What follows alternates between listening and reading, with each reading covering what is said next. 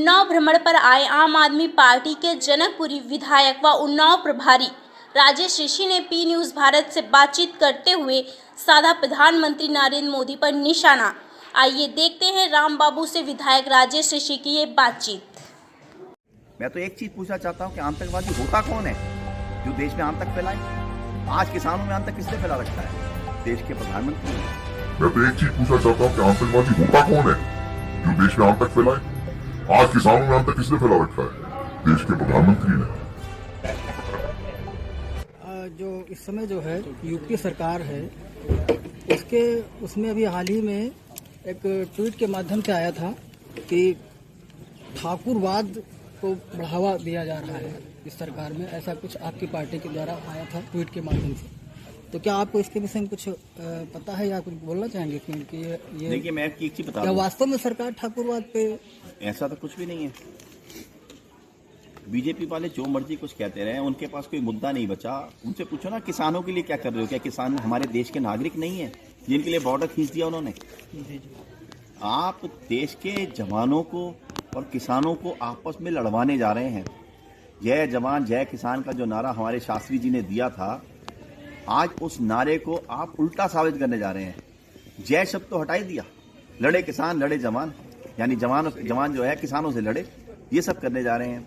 आप दिल्ली की बॉर्डर पे जाके स्थिति देख के आइए क्या किया है। जहां किसान जमीन में फसल उगा के आपको गेहूं देता है, वहीं रोड के ऊपर इन्होंने सरिये गाड़ दिए हैं कि उनके ट्रैक्टर पंचर हो जाएं, लोग ना आ पाए। खाइयां खोद दी हैं। अरे ये हिंदुस्तान के नागरिक हैं भाई, ये चाइना वाले थोड़ी हैं जिनके लिए तुम खाइयां खोद रहे हो। अरे खाइयां खोदनी है तो बॉर्डर पे जाके खोद के आओ ना। जो चाइना हमारे अंदर घुस के आ गया, बैठा हुआ है, और तुम कह रहे हो नहीं आया। सारी हिंदुस्तान के पढ़े लिखे लोग देख रहे हैं कि चाइना देश के अंदर आ चुका। अरुणाचल प्रदेश में उन्होंने कॉलोनी बसा दी जहां लोग उसके आप बसना शुरू हो गए। आप उसको तो रोक नहीं पा रहे, किसानों को रोकने जा रहे हैं जो देश के नागरिक हैं, देश के अंदर अन्नदाता है, देश को जमीन से आपके बीज डाल के आपको फसल देते हैं, पेट भरते हैं। आप उनके खिलाफ काम कर रहे हैं। क्या जरूरी है उन 3 कानूनों को लाने की? किसानों ने मांगे थे क्या उन्होंने कहा था हमारे एमएसपी डिसाइड करो? क्या उन्होंने कहा था कि कॉन्ट्रैक्ट लेबर शुरू करो? आप ये सब बर्बाद करने जा रहे हैं। केवल 2 गुजरातियों के लिए काम करने जा रहे हैं। ये हो रहा है बस। किसानों का मुद्दा अब छिड़ा है तो आज ही आप ही पार्टी के 3 सांसद निलंबित कर दिए गए हैं, शायद आपको पता होगा। हाँ, मुझे पता, भी ट्वीट से आया था मेरे तो पास। क्या लगता है आपको, सरकार बदले की भावना कर रही है? क्या है मामला? मैं आपको एक चीज बताऊं, इसके बाद क्या और उग्र होगी आम आदमी पार्टी? बिल्कुल। क्या आंदोलन में व्यक्तिगत रूप से आप धरने पे बैठ सकते हैं या कोई किसानों के साथ? देखिए, अब ये तो पार्टी के ऊपर के लेवल के सब लोग डिसाइड करेंगे, लेकिन मैं आपको एक चीज बताना चाहता हूँ कि संसद के अंदर ईमानदार इंसान चिल्लाता है, हक की लड़ाई लड़ता है।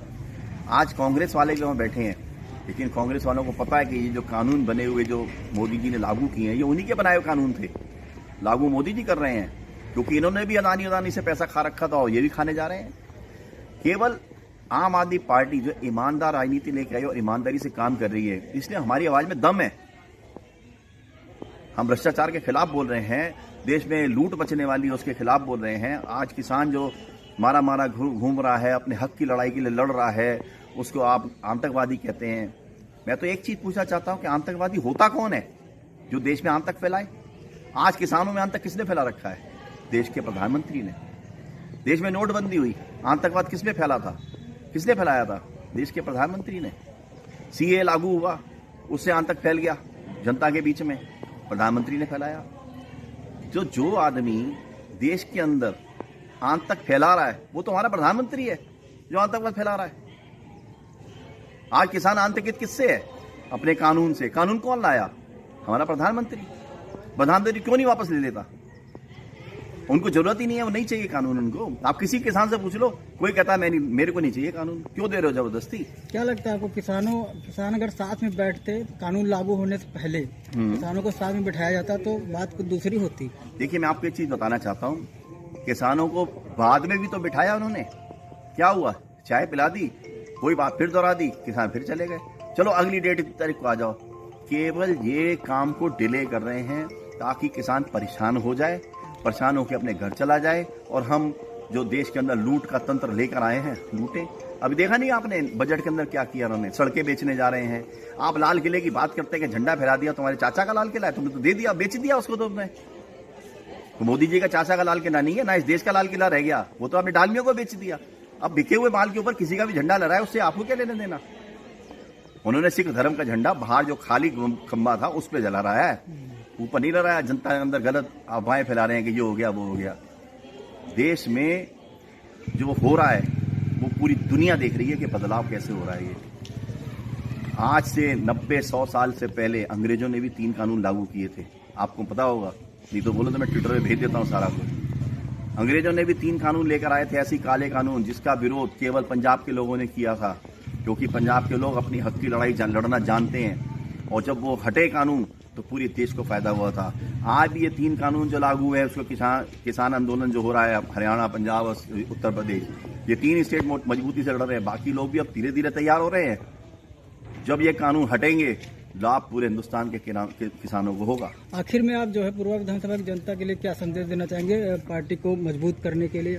देखिए, हम तो जनता को एक ही संदेश दे रहे हैं, ना हम राजनीति की बात कर रहे हैं यहाँ पर, हम केवल बदलाव की बात कर रहे हैं कि अगर अपना भविष्य चाहते हो तो जाति धर्म से ऊपर उठो। वरना जो पार्टी आज सरकार में बैठी है, ना तो ये आज़ादी के आंदोलन में थी, ना ये आंदोलन के अंदर इन्होंने कोई पार्टिसिपेट किया, चाहे वो कोई भी, आप जान ही रहे हैं कि इन्होंने क्या किया। ये देश के स्वतंत्रता सेनानियों को पकड़वाने का काम करते रहे, और आज इनके हाथ में सत्ता हो गई तो उन्होंने बेचने के अलावा काम ही क्या किया बताओ। पिछली बार भी जब बीजेपी सत्ता में आई, उसने देश के अंदर बड़े बड़े होटल भेज दिए, देश की जो बनाई हुई पूंजी है वो सबको बांट देंगे, बेच देंगे। आज भी इन्होंने नए बजट में बेचने का कार्यक्रम रखा है सारा। तो ये बेचने वाली पार्टी है, कोई देश को बनाने वाली पार्टी थोड़ी है। बेच बाज के भाग जाएंगे, फिर थोड़े 10-20 फिर जनता इनको भूल जाएगी, थोड़े दिन बाद फिर ये सत्ता में कहीं आएंगे, फिर लूटेंगे, फिर बेचेंगे, ये सब चलेगा। धन्यवाद।